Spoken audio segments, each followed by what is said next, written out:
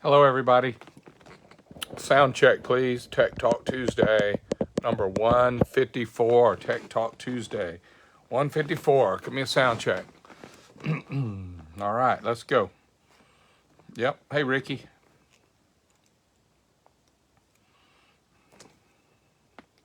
I'm going to talk to you about a lot of cool stuff. Hey, David. Oh, David. Ricky. How's it going, y'all? Very good. Very good. Thank y'all. I see you coming in, Terry. Yep, you can watch. And can you hear me okay, y'all? Check, check. Yep, Scott, got you hooked up. Thank you. Hey, GB, what's up, man? Hey, Mitchell, thank you for tuning in. Yeah, it's coming. Hey, Ed, we'll say hi to you guys. Thanks for signing up. Hey, Bryce Corley, great name. I did 2 weeks ago, I think it was, I did a little piece on you guys writing an email to me and filling out a form that says what you wanted me to talk about. And I got a few of them. Hey, Randy. Hey, Stephen. Hey, Ricky again. Yes, thank you, loud and clear.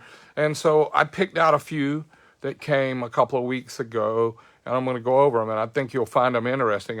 They were interesting to me, and I'm going to wait just another minute. Hey, Darren. Hey, Seth. Thank y'all. JJ, I appreciate you guys coming in. Yep, thank you, Ed. Thank you, Bryce. Yep, now all we need is Cash. Yeah, there he is. As soon as I said his name, hey, Cash and Bryce. Man, whenever my next life, when I have kids, I might get me one named Cash Bryce. I think that would be a great name for a kid that was like maybe my grandson or my grandbaby or whatever, right? Hey, Tom, Charlie, Cow Chip, good to see you, man. We raced a lot, didn't we, buddy? Yes, thank you. Good evening to you, too. Tell them children's over there, I said, how doing? Brian, Steve, yes, thank y'all. Yep, and I'm not sleepy. I got some, whatever that stuff's called, some pollen or something's working my eyes over pretty good, but I feel great. Hey, Jack. Hey, Howard. But I wanted to tell you there's two things that come up every week, and it's either, it's like it's misunderstood still, and one of them is rod length, rod ratios, and the other one is which one do we need, torque and horsepower. And if you could visualize a horse on the ground and somebody beat it, and they invented the term beat a dead horse, that's the two things, man, right there, rod ratio and torque versus horsepower. And I'm not going to spend a bunch of your time on that today, but I did get some great questions that I'm going to cover, and some of them that fits in. But yeah, thank y'all for tuning up and signing on. This is going to be good. This will go. Also, this is Tech Talk Tuesday, number 154. That's right, 154. And you know what that means to you guys that are new at this? That means we did this every Tuesday at 6 o'clock Eastern to the minute. I might have been 6:01 one time. I might have been 5:59 one time, but 6 o'clock Eastern on Tuesday for 3 years in a row. 2 more weeks is the birthday. 2 more weeks. Hey, Michael, Johnny, Jason. 2 more weeks is we will have our birthday for Tech Talk Tuesday. It will be our 3rd year in a row. Thank y'all. That makes this really amazing. Yeah, and I mean, we have a lot of people look sometimes. We have a really big audience sometimes. Sometimes it's not so big. But what I did find out is Jackie records this. It will stay on my Facebook page. Listen, y'all, this will stay on my Facebook page. I think it's forever. You can just keep rolling back and find them. Also, we put them on our Instagram. Nope, we don't. Sorry, that was a mistake. YouTube. We have a Star Racing GA YouTube channel, and there's 140, 150 of these episodes on there, and they cover everything you can dream if you're an engine guy or girl. If you want, hey, Mitch, hey, Johnny, hey, Drew, if you guys are gearheads or you want to know about racing or engines or high performance or just my ideas of having lived in this hot rod horsepower, high performance motorcycle, car racing, pro mod car, pro mod motorcycle, and everything in between for the last 45 or so years.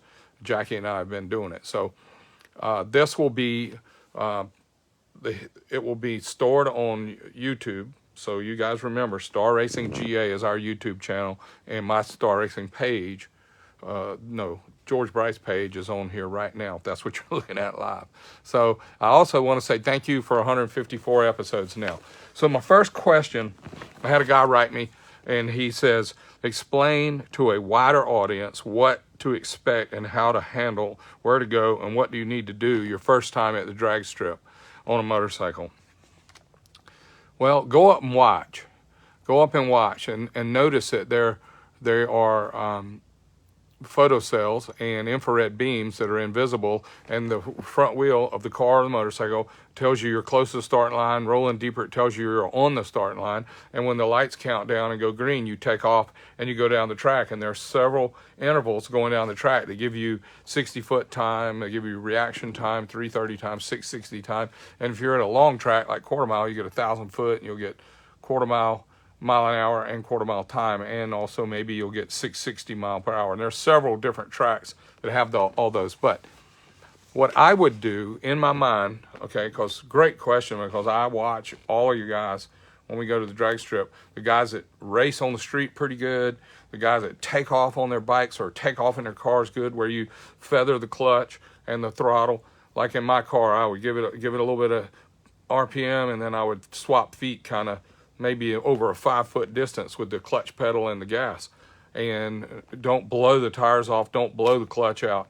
You just drive away like you're at a traffic light, but you might be doing it a little bit more judiciously than at the drag strip. Now, here's what I see at the drag strip. When a newbie comes in, or an oldie, or a person that just drives great on the street, drives their motorcycle or their car perfect on the street, knows how to shift, knows how to go through the gears fast, and outruns all their buddies. And then they get to the drag strip. This is what I see. They rev it up, rev it up, rev it up, and then when the lights flash, they throw the clutch, and it jumps straight up in the air. Then they have to shut it off, and then they hold the throttle wide open, and then they grab the clutch with it all the way at the rev limiter, and they pull the clutch in with the throttle wide open, try to kick it in the next gear, and then throw the clutch back out and leave it pinned. What that does is that flares the clutch, and it blows the transmission apart, it blows the clutches out of it, and I drive it where I put my foot under the pedal or on top of the pedal, and I preload the shifter pedal, and I go, and I don't use the clutch, because when I leave the starting line, that's the last time my clutch becomes disengaged until the finish line. Now, if I'm in a car and I don't want to tear up the transmission like in a Mustang or a Camaro or something that's got a 4-speed, 5-speed, whatever, I would use the clutch to shift. And I would hold the throttle down, push the clutch in, pull the lever, let clutch back out, and push the throttle back down. Do what you do on the street when your grandma's with you or your kids are with you, except quicker. Take off harder, shift faster. Is that the fastest way, best ET in the world? No, but that is a way to go without tearing up stuff. Listen, I left so many cars at the racetrack. I tore axles out. I threw drive shafts out. I threw needle bearings all over the track with Vipers and Corvettes. I threw half shafts. I threw axle shafts. I threw clutches. I blew all that stuff up on the drag strip. And it's because I drove it like it was a pro stock car, or I drove it like it was bulletproof, but it's not. My Milwaukee 8 street bike that I ride, I drive it at the drag strip.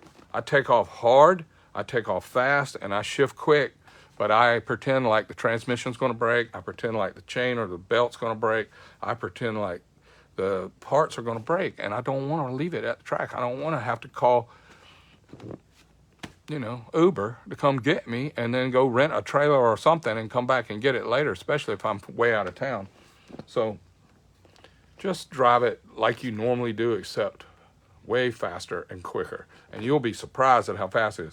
When you try to hold the throttle wide open and pop the clutch, you're not going to get an ET like you want. Unless you have a pro stock clutch and a slick and a wheelie bar and an air shifter. Big difference in how you drive a street bike. Last thing he asked, which you're okay to ask a couple questions, but the second one is rod ratio versus cam timing on the Milwaukee 8. One stroke is a 4.75. That's the 107 crank, and then the other one's a 4.5 stroke, which is in the 114s and the 117s. And for you guys that aren't motorcycle or Milwaukee 8 guys, listen to me. This is a car engine with 2 cylinders. Listen. 4.375 is a lot of stroke for any V8. 4.5 is a lot of stroke for any V8. These new Milwaukee 8s down at the Harley dealership, they have a 4-inch bore, and they have a 4.3 stroke, and they have a 4.5 stroke, and some of them have bigger than a 4-inch bore. My personal bike, my personal street bike, one of them is a 4.0 something, 4.075, I believe, bore with a 4.375 stroke. And my hot rod bike that I ride back and forth to work, my hot rod bike that I race at the track one day when I get finished with it will be a 4.6 bore with a 4.375 stroke. And you're right, Greg. May rest in peace, Royce Freeman. That was a good guy to know, and he really has helped our sport a lot. But thank you for that. And we have been burying people every week. It's weird. I told Jackie the other day, the longer we live, the more people we're going to bury. Just the way it goes, man. New ones are coming in, and old ones are going out. But back to the rod ratio, I want to tell you this. Let's try and visualize this a minute. Let's say we have a big stroke on the crankshaft going round and round and round, and we have a rod on it that's this long, and when it gets to TDC, the rod goes straight up and the crankshaft straight up at 12 o'clock and the rod straight up. As soon as the crankshaft rolls past TDC, the rod changes angle and the piston starts to go down. Let me tell you about the difference. And remember this, you guys, on a 4.375 stroke, 4-inch stroke, 4 1/8 stroke, 4.58 stroke, 4.6 stroke, whatever you got, 4.5, I don't care what you got. The piston has to go all the way from the top, all the way to the bottom, and back to the top, and all the way to the bottom. So if it goes 4 inches from top to bottom, or it goes 5 inches from top to bottom, if you're turning 6,000 RPM, that means that the one with the short stroke, same thing, that piston has to go however far it is, but the average speed of the short stroke is going to mean the piston's going slower. And if you have a big stroke, like a 4.5 versus a 4, that means that the piston is going to go a 1/2 inch further, so at the same RPM, it's got to go faster to get there. Not at the top, it doesn't go faster. Not at the bottom, it doesn't go faster, but somewhere in the middle, and I'm going to tell you where that is. When your crankshaft and your rod, your crankshaft and your rod are at 90 degrees, that means the stroke and the rod is at 90 degrees. That's when the piston's going the fastest. And that's at 77, 78, maybe 79 degrees after top dead center. I don't care what kind of engine you got. It's between 76 and 79 degrees after top dead center. That's when the crankshaft has rolled over to 78 degrees after top dead center, and the crankshaft and the rod are at 90 degrees. This is when it's TDC. The rod and the crank are straight up. Not at 90 degrees after, where the rod's laid down and the crank's over here. I'm talking about not straight up, not 90 degrees on the crank. I'm talking about where the rod and the crank are 90 degrees. This is not known by everyone. Look, at 90 degrees, the rod's over here, 90 degrees after top.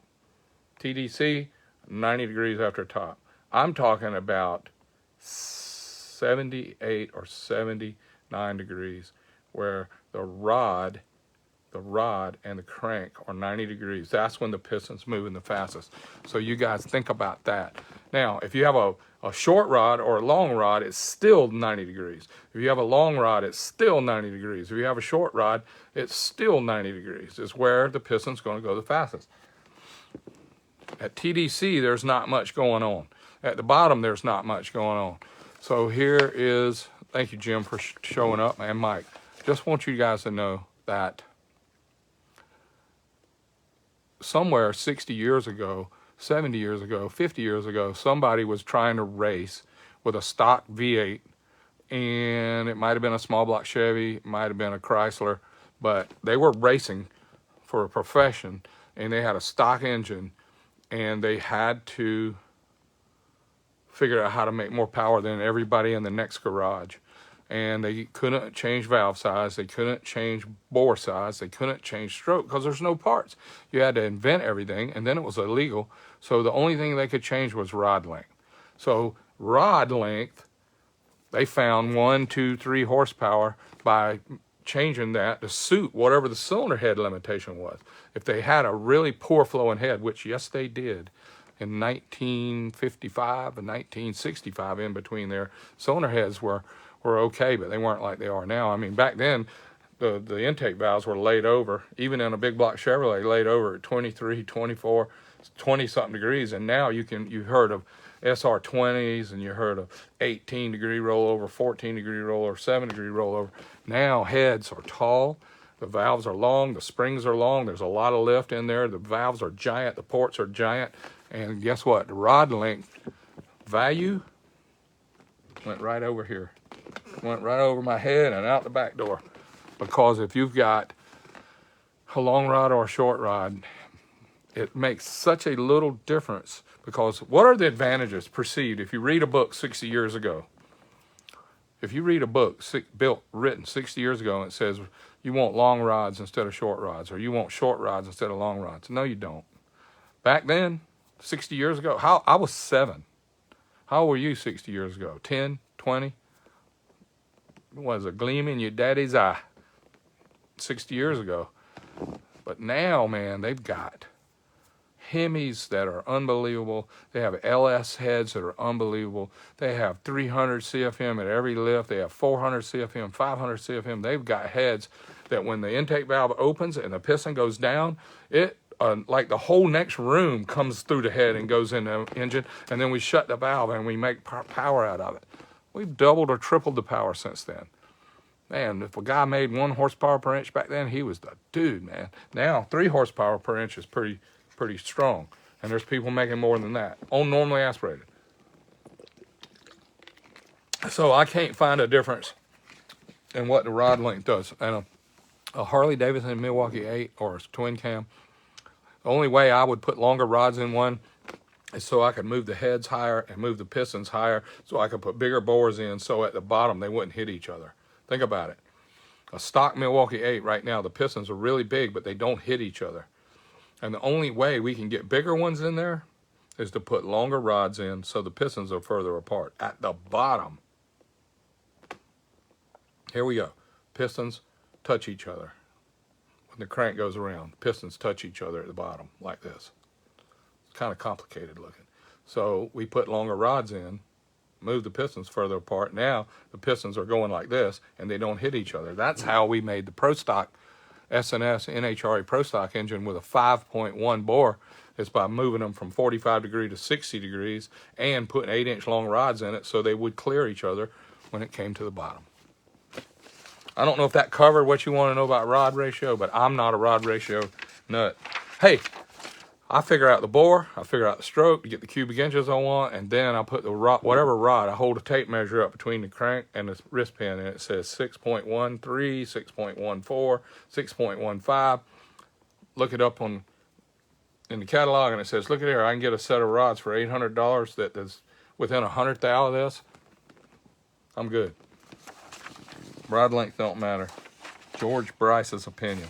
All right, how do you determine how much timing you can run on a high compression engine without knock sensors? Well, I had never really used knock sensors much in my day. I would run, my goal is to run the least amount of timing I can, not the most. People say, man, if I do this, I can add a degree of time, and if I do this, I can add a degree of time. And they say, if I soften my chamber, I can add a degree of timing. I'm not a fan of adding timing. The timing needs to be as high as it needs to be at that RPM, at that cylinder pressure, and that gasoline limit. If you're running gasoline, methanol, nitro, whatever the fuel is you're running, it has a limit of self-combustion. It has an auto-ignition number where you'll squeeze it and heat it up and it will light. Or you put a spark plug in it and it will light when you want it to. If you want controlled ignition and you want it at the right place, that will be where it makes the most power. Now, if you put one more degree of timing in without a knock sensor and it slows down on the clocks or versus whoever you're racing, or it makes less power, the timing's too high. That's it. You want to turn the timing down until it stops, until it starts losing power. Okay, let's say a Milwaukee 8 at 30 degrees timing, or a big block Chevy, or an LS1 or LS3 at 30 degrees timing. Okay, if you make 300 horsepower, at 30 degrees timing. And then you put it to 29 or 28, and it makes more horsepower. That means the timing was too high. If you put it in at 26, 27, and it makes more horsepower, it still was too high. And when I finish going down till I get through making the most power, then I will stop right there, and I'll put 2 degrees timing back in it to prove it to myself that the power went down. You may run 26 instead of 30. 28 may be correct. 31 may be correct. And I'm going to give you a real funny story, because 1975, a real popular big block Chevy engine was called a 468. I think it was a 60 over 454, and we put steel heads on them. The factory LS6 heads, LS7 heads, no, LS6 heads. They were the rectangle port, open chamber, and we put TRW pistons in them with all the compression we could get. And you go to the drag strip, and they would tell you, make sure I read Hot Rod Magazine, I read How to Hot Rod Big Block Chevys, and I read Smokey Unit's book and Bill Jenkins' book, and it said 37 degrees, 38 degrees, whatever it said. The timing needed to be. That's when you light a spark plug before TDC on the compression stroke. Pistons coming up on compression. I got 13-to-1 in that thing, and I want to squeeze it tight, tight, tight. And then at 37 degrees before TDC, you light the spark plug so you can begin the combustion process. Now, it goes 140 miles an hour and a quarter in your 69 Camaro. That thing's fast. Turn it down to 36 and it slows down. Turn it down to 35 and it slows down 4 miles an hour. Put it back to 37, it goes back to 140. Put it in at 38, it goes a little faster. Put it in at 40. Wow, went 142 miles an hour. We put it in at 42 degrees timing and it goes 143 miles an hour. We ended up running 42 to 43 degrees of timing in a 468 big block Chevy with the cast iron heads, with racing gasoline, with the 13.5-to-1 TRWs, because it went faster, not because the book said so. No knock sensors. I read on here, the guy said, yeah, you got to look at your spark plugs. Yep, you got to look at your spark plugs. That's right. But if you're going to look at the spark plugs, you have to put in a brand new one in your, or 8, or whatever you want to do, tow it to the starting line, do a burnout without getting color on your plugs, stage without washing the plugs, put it on the 2-step without washing the plugs, go down the track, down the track, you go to the finish line, push the clutch in, shut the car down, go around, idle back down, return road, come to the ticket shack, get your time slip, sitting there idling, waiting in turn at the ticket shack, waiting. Oh, that's not my ticket. Then somebody else's ticket there in front of you is just sitting there. Then you finally get back to the pits, turn the car off, and you go out there and open the hood, pull the spark plug out, and it's black. How you read that? I go by the time slip, man. And then I'll take the 1,000-foot ET and subtract it from the quarter-mile ET, and it will give you a 1 something. It will say 1.2, 1.4, 1.5, whatever. That number from 1,000 foot to the finish line, that's when the timing's set right. That's my dyno, that's my knock meter. If you pull the spark plug out and look at it, and you towed it to the line, and you kept it clean at the starting line, and you shut it off at the other end, and you towed it back, you may have a chance to read that spark plug, but it's good for 1 run. And there ain't a lot of guys out there doing that. So the time slip, they give you the dyno sheet. The dyno sheet is 1320 mile an hour. Nope. 1320 ET minus the 1,000-foot ET. That tells you the dyno number. It will be some seconds. And if you change the timing or change the jetting or change your shift point, you're going to get a different number between 1,000 foot and the finish line, and that will tell you how much power you've got right there. That's the way I set my timing, without a knock sensor or dyno. All right, is it possible to find optimum spark? Here's another one from another guy. Is it optimum? Let me just read it. You know this is live, y'all, and I'm stepping all over myself, and I look sleepy, but I'm not. Is it possible to find optimum spark plug timing without a dyno? Also, how to determine the minimum fuel I need to run with a compression ratio, bottom dead center to TDC, or kind of dynamic compression ratio, intake valve closing to TDC. Thanks for everything. Thanks. Okay. Man, that's word salad almost, but I appreciate you trying. Same thing. Whatever makes it go the fastest is the way you do that. Minimum fuel. The fastest gasoline you can buy for your engine, regardless of your compression ratio, static or dynamic compression ratio, the clock at the track, the mile an hour at the 8th mile, the mile an hour at the finish line, and the time from the 8th to the quarter, or for the 1,000 foot to the quarter, doesn't care what your static compression ratio is. It doesn't care what your static compression ratio or your dynamic compression ratio. It doesn't care where your intake valve closes. It doesn't care none of that. It only knows that it takes this much time to go from here to here. And when you get this right, it's going to be less time, and it's going to be going faster speed. Dynamic compression ratio is controlled by intake valve closing. Dynamic compression ratio is another one of those numbers like rod ratio that got pumped up. Like if you put it in the internet or in a book, and you become internet famous because you do a piece on dynamic compression ratio, and everybody wants cranking compression, they want dynamic compression, and they want static compression. Well, all of those are easy to do except for static compression ratio. The static compression ratio requires a barrette, some good math skills, some really nice work in the shop where you have plexiglass pieces with holes drilled in it, lots of white lube. You got to put white lube around the rings. You got to put the piston in. You got to take a caliper and measure how far down the piston is, and then you got to drip the cylinder so you can do the math to figure out how much 1 inch is with that bore and that 1 inch stroke with that many cc's. Then you drip it with the piston in it so you can measure the negative dome volume or the positive dome volume and subtract it from the mathematical volume you got. Then you got to do the combustion chambers, then you got to do the head gasket, then you got to do bore times stroke, and all those numbers, and come up with a lot of math to get your static compression ratio. That takes work and that takes skill, and it ain't in a book. It's not on a piston. When you call up the piston people, I need a 12-to-1 piston. You call up cylinder head guy and say, I need a 12-to-1 head. It's not in there. So they go to this next number that's really easy, and it's called cranking compression.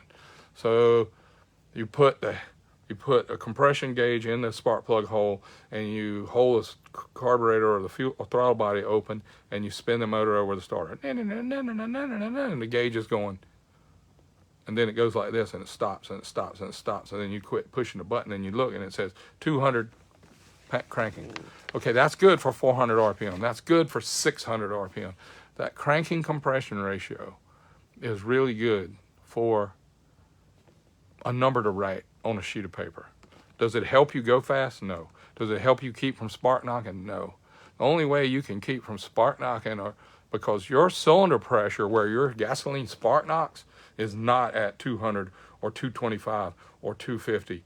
Where you're spark knocking, it's up there, 800, 1,000. That's where you're spark knocking. And you don't have a gauge in there, and you don't have a starter motor. You're at about 2,500 RPM. You're in high gear, and you got the girl on the back, and you're giving it a big load of throttle, and it goes knock, knock, knock, knock, knock, knock, knock, knock, and the cylinders are trying to expand. If my face was a cylinder, this is what the cylinder would look like. That's when you put 800 or 1,000 PSI into it, and the gasoline lights before the spark plug. And that makes it ping, that makes detonation, that makes it spark knock, and it's nothing to do with cranking compression. It's all to do with airflow, cam timing, throttle load, compression, static compression ratio, and all the. And you can do cranking compression to give you a baseline. Some guy I saw the other day, he said all of our engines are this much cranking compression. Well, that means he's the most consistent guy with the starter motor. No. He's the most consistent guy. Another one is dynamic compression ratio. It takes no account for the cylinder head or the weather. If I have a two valve engine, one intake, one exhaust, and I am turning the engine over at 6,000 RPM, and I got so much air going in, and then I close the intake valve at 50 degrees after bottom, and I have a static compression ratio of 11-to-1. It may spark knock at some throttle, it may spark knock at some RPM, but that is, the dynamic compression ratio is another thing like cranking compression. It's just a number. The reality is the engine running is the real deal. It tells you you want the highest octane. Nope, you want the lowest octane that does not spark knock. It doesn't ping, because we make more energy with low octane fuel than we do high octane fuel. So our world believes that we need the longest rods we can get. We need a certain compression ratio with a starter motor, and we need to get a dynamic compression ratio of some number that is in an internet forum or in a catalog. I tell you what's really sad is how many of these I got and how many of them I covered and ran out of time. But I appreciate you guys tuning in and watching, and I'm trying not to read these comments, and I will. As soon as I turn this off, I will start reading these and I'll address the thoughts. But a couple of things. I don't worry about rod ratio. I don't worry about crank and compression ratio. If I'm going to dyno it, I want to find the hot zone. I want to find a place where you spark knock. That's where you're auto igniting your gasoline. That means it's too hot or too much pressure, and it's lighting before the spark plug lights, and it will go bang. And remember, y'all, we set the ignition timing to where we make the most output. We don't put it at a number that's on the internet.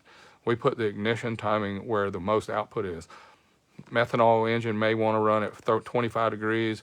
Some low octane gasoline might want to run at 22 degrees. Some high octane gasoline might want to run at 29 degrees timing.